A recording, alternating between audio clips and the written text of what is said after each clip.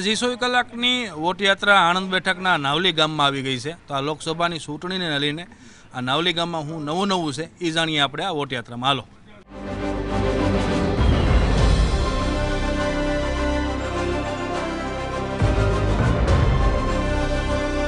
રામ રામ બધાને.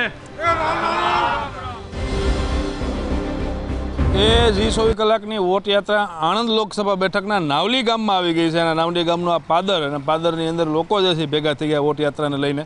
તો એ આ લોકસભાની ચૂંટણીને લઈને શું વાતાવરણ છે, લોકો શું વિચારી છે, ખાસ આ ગામના ખેડૂ આપણી યારે જોડાયેલા છે અને પૂછી આ લોકસભાની ચૂંટણી આવી ગઈ, ખેડૂ કયા મુદ્દાઓને ધ્યાનમાં રાખશે મતદાન કરવાનો છે?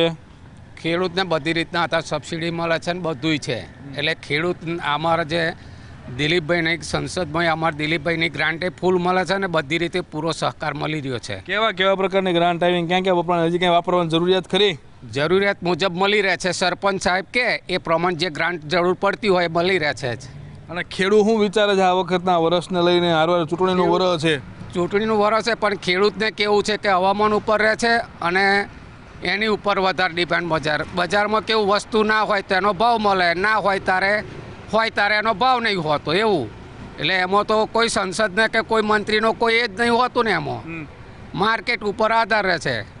કેવો પાક લેવાય, શું વાવેતર લેવાય, કેવા ભાવ મળતા હોય છે? અહીં શાકભાજી છે ને બાજરી છે, ઘઉં છે, એવું બધું થાય છે. મોસ્ટ ઓફ વધારે અમારા ગામમાં શાકભાજીનો એ છે. અને સિંચાઈની યોજના ગામમાં કઈ ખરી કે નહીં? સિંચાઈની યોજના છે તે બધાને પાણી મળી રહે છે. એ બીજા એક યુવાન આ બાજુમાં ઊભા છે એને પૂછીએ આપણે કે આ લોકસભાની ચૂંટણી આવી ગઈ, આ ગામમાં યુવાન શું વિચારે છે? આ લોકસભાની ચૂંટણી આવી ભાઈ, બજેટે જાહેર થયું, તો આ યુવાન સંતોષ છે નથી કે આ ચૂંટણી પહેલાં કંઈ કેવું છે? જી અમે તો દિલીપ કાકાથી સંતોષ જ છીએ અને અમને તમામ પ્રકારની સહાય દિલીપ કાકા તરફથી મળી રહે છે. અમારે અડધી રાતે જરૂરિયાત હોય છે તો પણ દિલીપ કાકા આવીને અમારી સાથે ઊભા રહે છે. એટલે અમારા 108 તરીકે જાણીતા દિલીપ કાકાને અમે ફરી વખત એમનો જ પ્રચાર કરીશું. અને આ યુવાનની રોજગારીની વાત કરીએ આ વિસ્તારમાં, તો કેવા પ્રકારની રોજગારી શું છે, મળી રહે છે કે નથી મળતી, ક્યાંય દૂર જવું પડે? 2014 પછી તમામ બેરોજગાર યુવાનોને દિલીપ કાકાએ રોજગારી આપી છે અને મળી છે. અને અત્યારે બધા જ યુવાનો રોજગાર તરીકે કામ કરી રહ્યા છે અને વેલ સેટ છે બધા જ યુવાનો. બીજા એક યુવાન ઊભા છે એને પૂછીએ આપણે કે આ લોકસભાની ચૂંટણી આવી ગઈ તો આ ગ્રાન્ટ સાંસદની કેટલીક વપરાણી, ક્યાં વપરાણી, નથી વપરાણી, કે હજી ક્યાં જરૂરિયાત છે?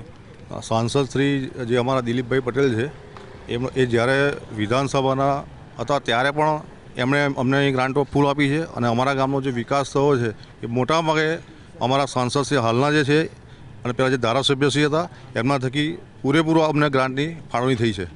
આ લોકસભાની ચૂંટણીને લઈને અત્યારે શું રાજકારણ કેવું કે છે આ ગામ તમારું? પ્રચાર પ્રસાર કાંઈ શરૂ થયા કે નહીં? કોઈ વાયદાઓ પૂરા થયેલા છે કે નહીં અગાઉના? કાંઈ તમામ વાયદાઓ પૂરા થયા છે. કોઈ પણ વાયદો એવો નથી જે બાકી રહ્યો હોય. તમામ વાયદા પૂરા થયા છે જેથી અમારા ગામની તમામ નાગરિકો, તમામ ગ્રામજનો ફક્ત ને ફક્ત ભારતીય જનતા પાર્ટી કે જેમણે વાયદા જે પાર્ટીએ પૂરા કર્યા છે એટલે અમારે આખું ગામ એ તરફ ઢળેલું જ છે અને એ તરફ જ રહેશે.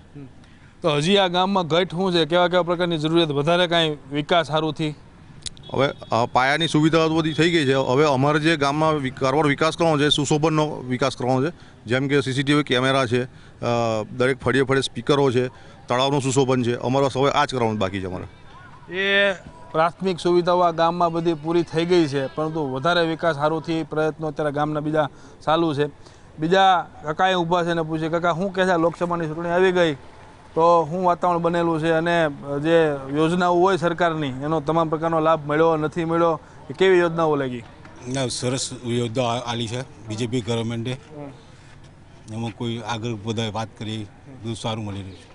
એ આ યોજનાઓ જે છે એ કેટલીક પૂગી અહીંયા કે નથી પૂગી? તો ખેતીલક્ષીની બધી ખેતીલક્ષી યોજનાઓ બધી પૂરેપૂરી મળી છે. વત્તા અત્યારે જે કિસાન સન્માન નિધિ છે અત્યારના ફોર્મ ભરવાનું હાલમાં પણ ચાલુ છે. અમારી જે આખી ટીમ હતી અત્યારે એ જ કામ કરતી હતી. એટલે બીજેપી સરકાર તરફથી તો દરેક જ્ઞાતિને, દરેક જાતિને, દરેક સમાજના લોકોને, છેવાડાના માનવી સુધી, જે મોદી સાહેબ કહે છે કે છેવાડાના માનવી સુધી અમે અમારી ગ્રાન્ટ પહોંચાડીશું અને એ કામ ખરેખર થાય છે. એ કામ જે બધા થાય છે અહીંયા પૂરા થયેલા છે. તો ખેતીલક્ષી જે યોજના હોય કાકા, એ કઈ યોજનાઓના લાભ મળ્યા અહીં સુધી પૂગી ઠેઠ સુધી કે નહીં? આમાં કેવું છે કે ખેડૂતને જે યોજના જોઈતી હોય કે હાડો કે ભાઈ ગ્રીન હાઉસ બનાવવું છે તો એ તો આપણે જાતે મહેનત એની પાછળ કરવી પડે. એ લેટરનું એનું તે પછી એ પ્રમાણ તરત મળી જ જાય છે. પછી આપણે કશું ના કરીએ તો મોદી સરકાર હાલતી હોય ને આપણે કશું ના કરીએ તો એનો કોઈ અર્થ નહીં ને, ના મળે. ઘેર બેઠો કોઈ કશું હાલવા ના આવે. એ આ લોકસભાની ચૂંટણી આવી ગઈ તો આ મતદાન કરાવવાથી ગામમાંથી કઈ રીતના પ્રયત્નો કરવામાં આવશે અને હું વિચારું છું લોકસભાની ચૂંટણીને લઈને તમે અત્યારે તો ગામના લોકો બધા જાગૃત જ છે, બધી પબ્લિક જ જાગૃત છે. એ કામ સરકારનું જોઈ રહ્યું છે એટલે કોઈને પ્રચાર કરવાની જરૂર જ નથી. જે હાલમાં સરકાર છે, જે અહીંના સાંસદ છે, એમના થકી કામ કરી જ રહ્યા છે એટલે પ્રચાર કરવાની કંઈ જરૂર નથી. એક ધાર્યું અહીંયા ભાજપ પાર્ટીને જ સપોર્ટ કરવામાં આવશે. એ પ્રચાર કરવાની જરૂર ત્યારે ન પડે જ્યારે તમામ પ્રકારના કામ થતા હોય. બીજા કાકા હોતાના ઊભા છે. આપણે આ યુવાન જે છે એને પૂછીએ, વિદ્યાર્થી કદાચ આ સ્કૂલે જાવ છો કે નિશાળે ક્યાં જાવ છો, કોલેજે? હું અત્યારે ઓવન બિઝનેસ છે આપણો.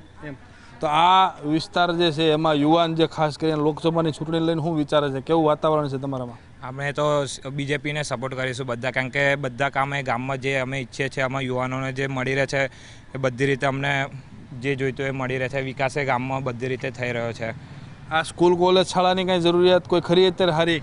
ના, અહીંયા બધી સ્કૂલને બધી શાળાઓ કમ્પ્લીટ મસ્ત જ છે, બધી સારી સુવિધાએ છે.